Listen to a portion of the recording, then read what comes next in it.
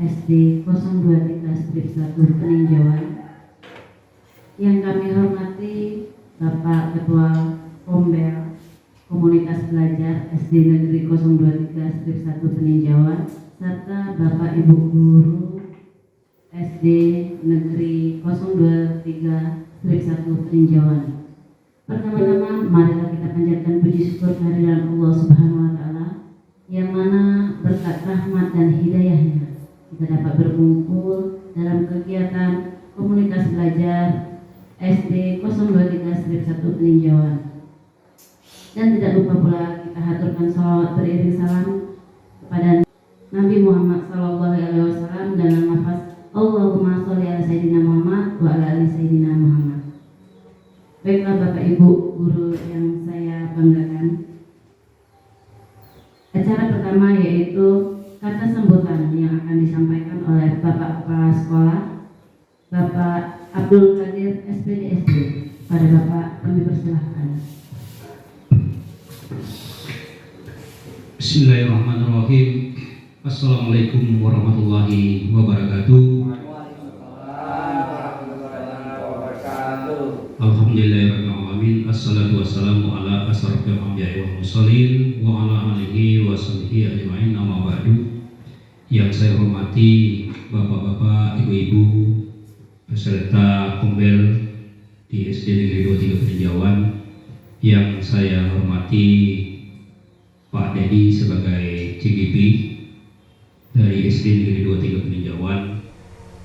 Puji syukur kehadiran Allah Subhanahu wa Ta'ala, itu pagiku melaksanakan kegiatan tersebut, di mana kegiatan ini nanti apa yang disampaikan oleh CGP nanti semoga Bapak dan Ibu bisa memahaminya. Salawat dan salam disampaikan kepada junjungan kita Nabi besar Muhammad SAW dengan lafaz Allahumma shalli ala Sayyidina Muhammad wa ala ali Sayyidina Muhammad. Bapak Ibu yang saya hormati, di sini Pak Dedi ini adalah sama seperti kita, namun beliau ditugaskan presentasikan apa yang disampaikannya nanti. Kita sebagai peserta mendengarkan apa yang disampaikannya. Nah, maka daripada itu nanti Bapak dan Ibu mungkin ada juga sesi tanya jawab atau bagaimana, itu CGP lah yang mengaturnya hal tersebut. Kemudian Bapak dan Ibu yang saya hormati, Pak Dedi juga adalah manusia biasa sama dengan kita. Tentu ada salah dari dia sama dengan kita. Kita mohon maaf, harap maklum. Nah, kemudian kegiatan ini juga saya mohon dari awal sampai akhir tuntaskan, sehingga apa yang telah disampaikan oleh beliau kita bisa meresapinya, ya. Sehingga nanti di tahun yang akan datang, kalau kita terpilih lagi menjadi CGP nanti, tentu kita seperti dia dulu. Nah, makanya daripada itu kita harus dengarkan apa yang sudah disampaikannya nanti. Demikian yang dapat saya sampaikan. Semoga kegiatan ini berjalan dengan baik dan lancar. Saya akhiri, wabillahi taufiq wal hidayah. Wassalamualaikum warahmatullahi wabarakatuh.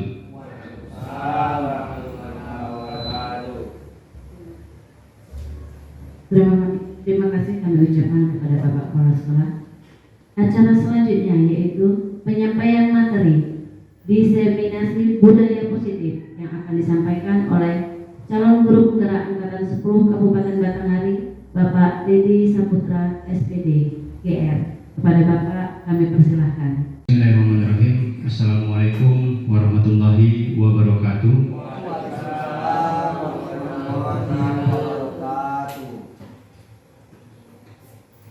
Alhamdulillahirrahmanirrahim. Salatu wassalamu ala asrofil anbiya'i wal mursalin wa ala alihi wa sahbihi ajma'in. Amma ba'du. Yang saya hormati Bapak Abdul Qadir SPDSD selaku Kepala Sekolah di SD Negeri 023-1 Peninjauan. Yang saya hormati Bapak Ibu Guru SD Negeri 023-1 Peninjauan. pertama-tama dan paling utama mari kita panjatkan puji syukur kepada Allah Subhanahu wa taala yang mana berkat limpahan rahmat dan hidayahnya kita masih diberikan kesempatan berupa kesehatan sehingga kita masih dapat berkumpul di ruangan yang berbahagia ini guna memenuhi tentunya undangan saya mengisi di kegiatan Kombel di SD Negeri 23/1 Peninjauan. Adapun inti dari kegiatan ini merupakan tugas saya selaku CGP melakukan aksi nyata pada modul 1.4. Di aksi nyata ini kami diminta dari pihak PGP untuk melakukan diseminasi budaya positif. Jadi nanti ada konsep-konsep intinya di budaya positif itu seperti apa. Saya harap Bapak Ibu bisa meluangkan waktunya untuk mendengarkan saya nanti apa-apa yang akan saya sampaikan, dan tentunya apa yang saya sampaikan ini yang paling utama adalah menjadi ilmu bagi saya sendiri dan harapan saya juga nanti bisa tertular kepada Bapak Ibu semua. Dan tidak lupa pula salawat dan salam tidak henti-hentinya kita aturkan kepada junjungan kita Nabi besar Muhammad SAW yang berlafazkan Allahumma sholli ala sayyidina Muhammad wa ala ali sayyidina Muhammad. Semoga dengan kita selalu berselawat kepadanya, dengan harapannya kita nanti di yaumul akhir mendapatkan syafaat dari beliau. Amin amin ya rabbal alamin. Baik Bapak Ibu, untuk mempersingkat waktu, mohon izin Bapak Kepala Sekolah sesuai dengan yang telah Bapak katakan tadi, bahwasanya saya di sini juga sama seperti Bapak Ibu, mungkin malahan saya lebih junior dari Bapak Ibu. Tapi ini tuntutan Bapak Ibu. Bukan maksud saya berdiri di depan ingin menggurui Bapak Ibu, tetapi ini merupakan tuntutan saya sebagai calon guru penggerak untuk mendiseminasikan apa yang sudah kami pelajari di modul 1, yaitu modul 1. Baik, langsung saja Bapak Ibu. Untuk memulai pembelajaran, saya ingin kita bisa bernalar kritis, berpikir secara kritis melalui sajian gambar ini Bapak Ibu. Nah, di sini ada teka-teki tebak gambar nama hewan konsumsi, berarti nama hewan yang sering kita konsumsi. Kira-kira dalam benak Bapak Ibu dari kedua gambar, dari gambar ada huruf S dan ada gambar api, kira-kira akan menjadi hewan apa itu Bapak Ibu? Burung. Apa? Pak Sedit? Burung. Kata Pak Sedit burung. Ada yang lain? Sebut sekiannya? Sapi. Pak Ismail? Kerbau. Jadi di situ ada huruf S, ada api. Kita lihat jawabannya Bapak Ibu. Sapi.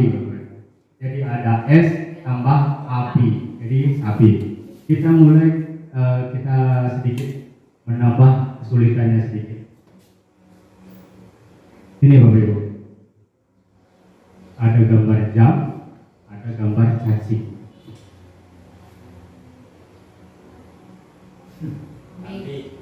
Apa? Balik. Kambing. Ada yang lain?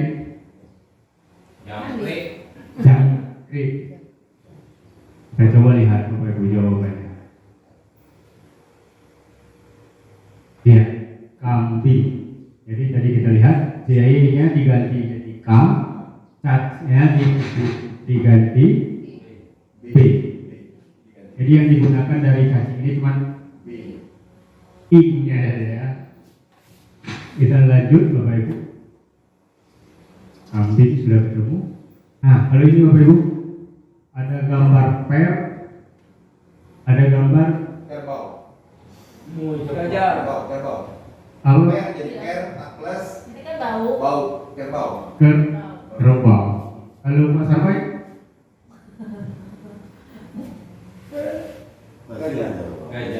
Kerbau. Yang dimakan, Pak. oke, kita lihat langsung saja. Iya, kerbau. Studi kontrol menurut Dr. William Desa. Ini menurut Dr. William Desa, bukan menurut saya. Ini ilmuwan Bapak Ibu, ahlinya dalam teori kontrol. Jadi Dr. William Desa ini menemukan miskonsepsi tentang makna kontrol. Jadi selama ini ada mungkin di antara kita Maksud dari Dr. William Glasser ini, dia memperhatikan bahwasanya manusia itu terkadang salah dalam pengertian kontrol. Jadi kita manusia kadang mengalami ilusi. Contohnya di sini, untuk guru. Ilusi guru mengontrol murid. Pada dasarnya kita tidak dapat memaksa murid untuk berbuat sesuatu jika murid tersebut memilih untuk tidak melakukannya. Walaupun tampaknya guru sedang mengontrol perilaku murid, hal demikian terjadi karena murid sedang mengizinkan dirinya dikontrol. Saat itu, bentuk kontrol guru menjadi kebutuhan dasar yang dipilih murid tersebut. Teori kontrol menyatakan bahwa semua perilaku memiliki tujuan, bahkan terhadap perilaku yang tidak disukai. Jadi kita selama ini berilusi saja bahwasanya kita bisa menekan siswa itu sesuai keinginan kita. Sebenarnya tidak. Makanya kita sering menemukan hari ini dia nurut, besok dia tidak lagi. Karena pada saat dia nurut, murid itu sedang mengizinkan dirinya dikontrol. Tapi ada masanya siswa itu tidak bisa dikontrol. Makanya kadang kita merasa marah, emosi pada saat siswa mengulanginya kesalahannya lagi. Kebutuhan dasar manusia. Kebutuhan dasar manusia di sini ada 5. Yang pertama, Bapak Ibu, Bertahan hidup. bertahan hidup. Kedua, kasih sayang dan rasa diterima. Ketiga, penguasaan. Keempat, kebebasan. Dan yang kelima, kesenangan. Adapun maksud dari 5 dasar ini ada keterangannya. Yang pertama, bertahan hidup. Bertahan hidup ini merupakan kebutuhan survival, yaitu kebutuhan yang bersifat fisiologis untuk bertahan hidup, misalnya kesehatan, rumah, dan makanan. Benar Bapak Ibu, kita butuh itu? Ya. Dalam bertahan hidup kita butuh kesehatan, butuh rumah, dan butuh namanya makan. Ya, betul. Yang kedua, kasih sayang dan rasa diterima. Kebutuhan untuk disayangi dan diterima meliputi kebutuhan akan hubungan dan koneksi sosial, kebutuhan untuk memberi dan menerima kasih sayang, dan kebutuhan untuk merasa menjadi bagian dari suatu kelompok. Tentunya di sini kita sebagai manusia butuh pengakuan, butuh namanya untuk bisa diterima baik dimanapun kita berada. Benar Bapak Ibu? Nah, motivasi perilaku manusia. Apa itu motivasi? Motivasi merupakan dorongan yang timbul pada diri seseorang secara sadar atau tidak sadar untuk melakukan suatu tindakan dengan tujuan tertentu. Jadi secara sadar ataupun tidak sadar untuk melakukan suatu tujuan tertentu. Sini ada sebuah kasus. Kita lihat di sini. Murid melakukan disiplin diri karena ia takut dihukum. Ini merupakan motivasi ekstrinsik. Jadi dia muncul motivasinya bukan dari dalam diri, tapi dari luar. Karena apa? Menghindari ketidaknyamanan dan hukuman tadi. Dia lebih menghindari itu. Dia bukan berdasarkan dari diri dia. Dia hanya berpatokan bahwa kalau aku tidak disiplin, aku akan mendapatkan hukuman.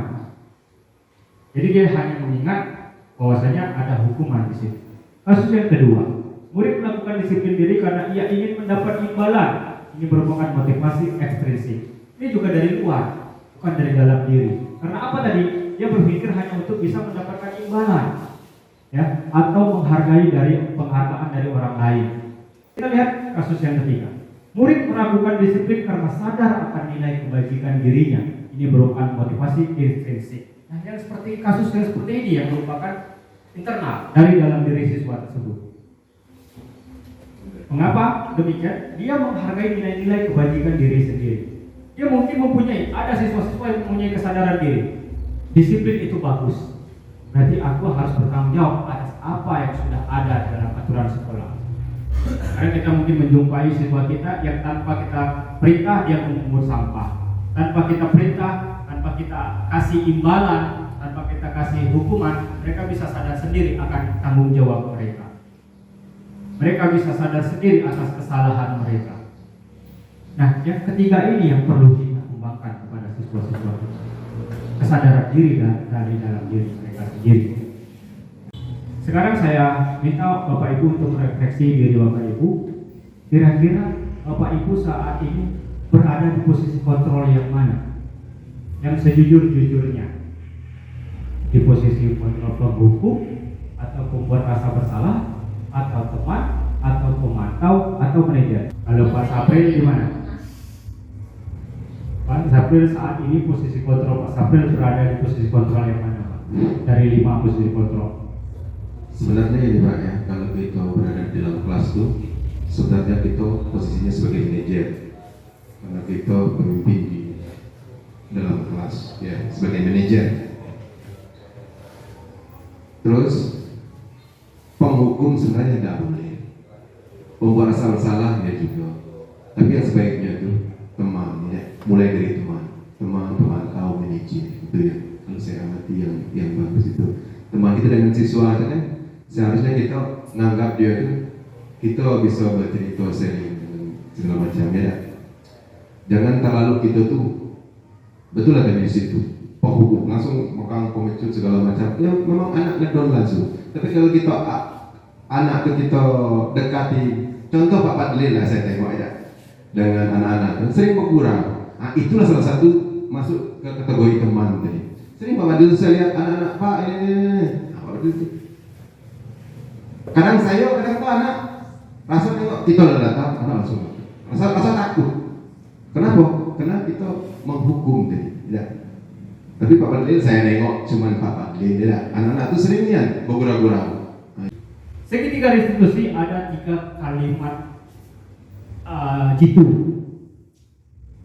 Menstabilkan identitas, validasi tindakan yang salah, menanyakan keyakinan. Nah, keyakinan ini dari keyakinan kelas yang kita buat tadi Bapak Ibu.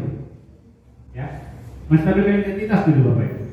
Ada kalimat yang bisa kita ucapkan kepada anak. Ini contohnya, mungkin nanti ada namanya eksplor dari Bapak Ibu sendiri, mungkin dengan kalimat-kalimat yang lebih baik dan juga lebih ke restitusinya. Contohnya seperti ini. Setiap orang pasti pernah melakukan kesalahan.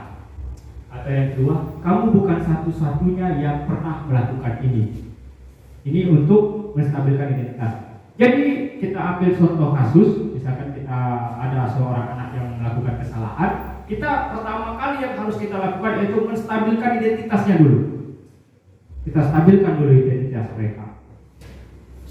Yang kedua, validasi tindakan yang salah. Contoh kalimatnya ini, kamu tentu punya alasan mengapa melakukan ini. Kita setelah kita stabilkan identitas, kita tanya alasan mereka. Kenapa melakukan hal itu? Kemudian menanyakan keyakinan. Keyakinan kelas apa yang telah kita sepakati? Kamu ingin menjadi orang yang seperti apa?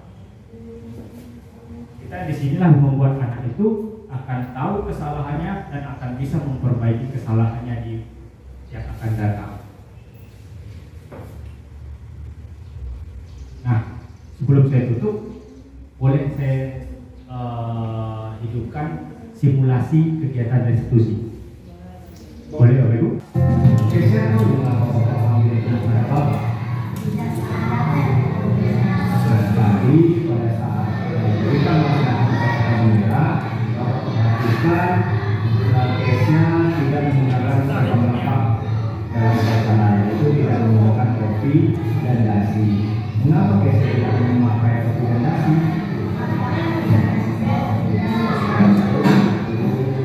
Tinggal ya sudah, tidak apa-apa ya, semua orang tentunya pernah berbuat kesalahan ya. Nah, seperti senin yang lalu kita pernah menyatakan mereka juga tidak menggunakan kopi dan nasi. Ya tidak apa-apa ya, tentunya kalau kita berbuat kesalahan tentunya kita akan merasa malu. Nah, sekarang kesalahan yang kesalahan ini pasti ada alasannya ya. Sekarang coba Keisha jelaskan apa alasan Keisha.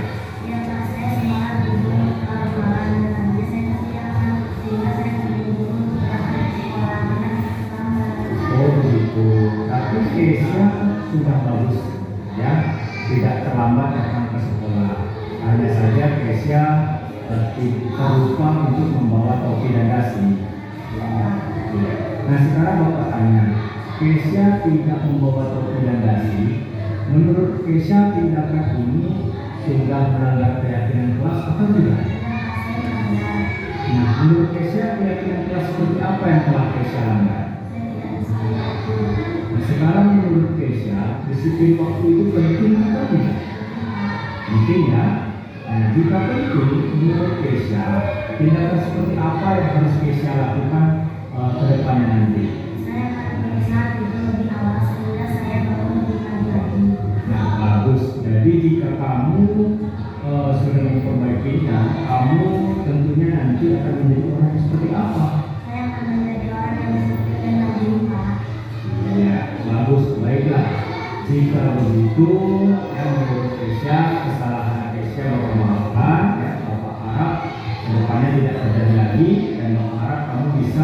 menjadi anak yang lebih disiplin dan mandiri. Sekarang silakan saya kembali ke kelas.